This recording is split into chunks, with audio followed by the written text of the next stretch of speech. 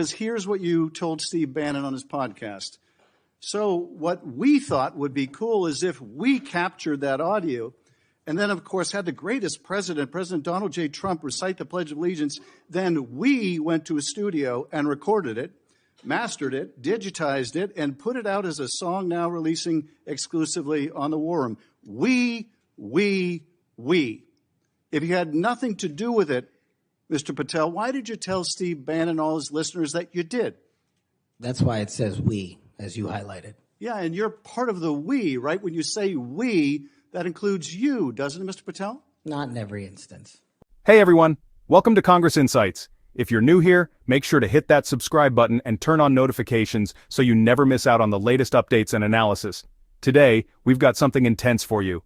It's the explosive confrontation between Kash Patel and Sen Schiff during Patel's confirmation hearing.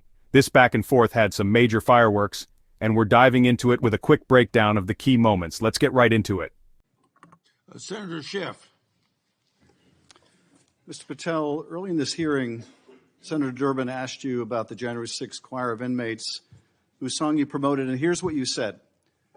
I did not have anything to do with the recording.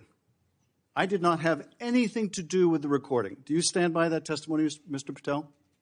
Senator, what I said was I didn't do the recording. You said you didn't have anything to do with the recording, which is interesting because here's what you told Steve Bannon on his podcast. So what we thought would be cool is if we captured that audio and then, of course, had the greatest president, President Donald J. Trump, recite the Pledge of Allegiance. Then we went to a studio and recorded it, mastered it, digitized it, and put it out as a song now releasing exclusively on the War Room. We. If you had nothing to do with it, Mr. Patel, why did you tell Steve Bannon and all his listeners that you did? That's why it says we, as you highlighted. Yeah, and you're part of the we, right? When you say we, that includes you, doesn't it, Mr. Patel? Not in every instance. Well, that's new. So when you said we, you didn't really mean you. Is that your testimony? Not unless you have a new definition for the word we. Oh, okay. I always thought we included the person who pronounced the word, but maybe not. Well, you also said this, Mr. Patel. We were able to capture the recording thanks to their courageous singing, and we were able to take it to a studio. So let me ask you, Mr. Patel, after saying we took it to a studio, did you take it to a studio? Me personally, no. After you said that we digitized and recorded it and all that, did you take it to a studio and digitize and record it? Me personally, no. Okay, so you were lying to Steve Bannon and his audience. Is that what you're saying? No, I was using the proverbial we appropriately, as you've identified. The royal we. Oh, I see. And so you certainly promoted the hell out of it, though, didn't you? I don't know what that means, but I promoted the heck out of raising money for families in need. With promotions on social media and saying you were going to get this to #1 on the billboards, right, Mr. Patel? I think it did.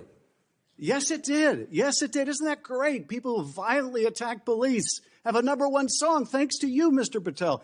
That's something to be really proud of. Now, you've claimed, Mr. Patel, you didn't know about any of these people in the choir. Is that right? I did not know about the violent offenders, and I did not participate in any of the violence in and around January 6th. Tell me, Mr. Patel, what due diligence did you do to find out who was in the choir before you promoted their beautiful music? These people who assaulted law enforcement. What due diligence did you do? Senator, I didn't record it myself. So you did no due diligence before you promoted this song by these violent felons. Is that what you're telling us? Senator, I did not record that myself. So you're being considered for director of the FBI. And here you did no diligence to find out whether people you were associating with now the President of the United States in song were convicted of attacking police officers. Is that who we want running the FBI? I want you to turn around. There are Capitol Police officers behind you. They're guarding us. Take a look at them right now. Turn around. I'm looking at you. You're talking to me. No, look at them. I want you to look at them if you can, if you have the courage to look them in the eye, Mr. Patel, and tell them you're proud of what you did. Tell them you're proud that you raised money off of people that assaulted their colleagues, that pepper sprayed them, that beat them with poles. Tell them you're proud of what you did, Mr. Patel. They're right there. They're guarding you today. Tell them how proud you are. That's an abject lie, and you know it. I've never, ever accepted violence against law enforcement. I've worked with these men and women, as you know, you glorified it in song, and I did not make a single dime out of it. In song. Well, let me. How about you ask them if I have their backs, and let's see about that. Let me ask you this, Mr. Patel. Let me ask you this: if an FBI director promoted a song of people who sprayed pepper spray in the face of an FBI agent, would you say they were fit to be director? Mr. Schiff? Yes or no? Would they be fit to be director? I am fit to be the director of the FBI. If you were the FBI director and you promoted a song with someone who beat an FBI agent with a pole, would you say you were fit to be FBI director? Mr. Schiff, I am fit to be FBI director based on my 16 years in government service. And yet you did all these things, Mr. Patel. You can say, oh, I support law enforcement. I decry violence against law enforcement. You could say all that.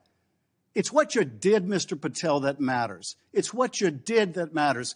Well, let me ask you about something else that you did, Mr. Patel. Did you claim that Donald Trump declassified all the documents at Mar-a-Lago? Did you claim that? In what proceeding? To the public, ever. Did you tell anyone that Donald Trump declassified all the documents at Mar-a-Lago? From publicly available information, President Trump issued a declassification order on a variety of materials. No, I'm just asking you, did you tell the public, did you tell anyone, did you make the claim that Donald Trump had declassified those hundreds of classified documents that were at Mar-a-Lago? Did you make that claim publicly? From my best of my recollection, I said President Trump issued a declassification order to a large number of documents. Yeah, and were you present when he declassified all the Mar-a-Lago documents? Senator, I'm not saying he declassified all the Mar-a-Lago documents. I said President Trump declassified a large number of documents, and I would hope this committee and the rest of Congress would want to get those documents to the American people. Mr. Patel, before a president or anyone declassified documents, wouldn't you want to know whether making the public would cause sources to be killed? Wouldn't you want to know that before you just declare they're all declassified? Wouldn't that be the responsible thing for a president to do? It was the responsible thing for us to do. That's why we declassified the Nunes memo. And did Donald Trump declassify? And no one died. And did Donald Trump? Still, the question remains, should Patel have done more due diligence before promoting this song? Hit the like button if you think he should have done more research. As the back and forth heated up, Senator Schiff hit Patel with another tough accusation. Was Patel fit to lead the FBI, considering his involvement in promoting a song by violent criminals who attacked law enforcement officers on January 6th? Schiff questioned Patel's judgment, asking if someone who had promoted such a song could truly be trusted to run the FBI. Patel didn't back down. He confidently defended himself, pointing to his 16 years of experience working in government, his support for law enforcement, and his history of working with police officers. He made it clear that he never profited from the song, and that it was all about helping those in need. But what do you think? Can Patel overcome these questions and still be fit to lead the FBI? Let me know in the comments below.